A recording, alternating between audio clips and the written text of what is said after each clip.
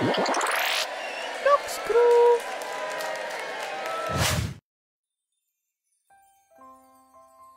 'Twas Christmas once more over with the Noxcrew, and all the little workers had so much to do. The factory made games, the strike based their guns, Noxcorp made game shows while the rest had their fun. The presents were locked safe with no fireworks to burn, last year being a lesson they'd all had to learn. So what could go wrong, all the workers would say. Surely nothing could happen to spoil Christmas Day. But what no one had thought of, no not in a pinch, was the return of that terrible, no good old Grinch.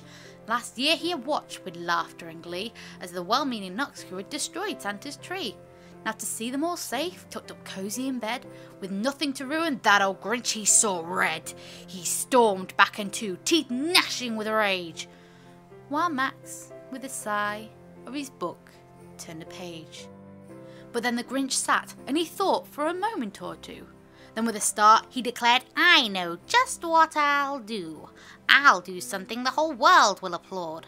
I'll get the Noxcrew to kill Santa Claus. Last year those little fools only hurt him a bit. This year Christmas will lie in a bottomless pit." So down the Grinch slunk into Noxopolis town to see what evil deeds he could at last throw around. For you see, the Noxcrew, still burdened with guilt, did what they did best, a present they built, to appease that old man that had once shook his fist, in a desperate attempt to get off that damned list.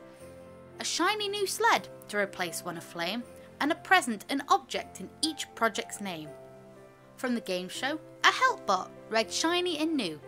From the wastelands, some seeds and a chicken or two.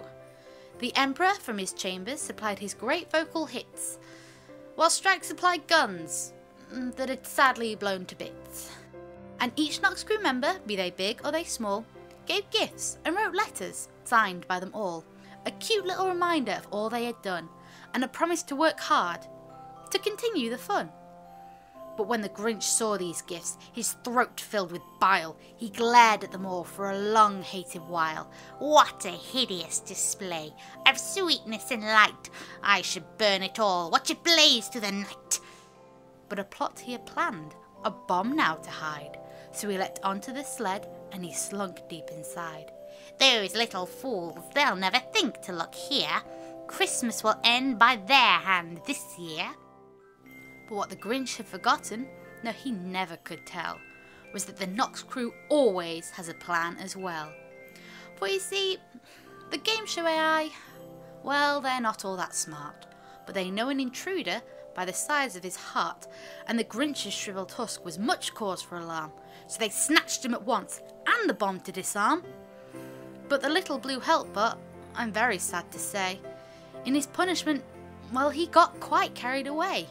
It flew him to Santa, his tail it did recount. Then on top of a tree, the Grinch it did mount, as a Christmas tree topper, all snug and comfy.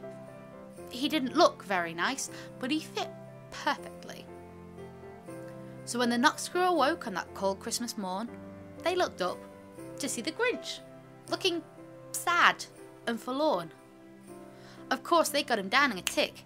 They invited him to stay, but he scarpered quite quick. For you see, that night, the Grinch had learnt something plain. That the Noxcrew are completely and utterly insane.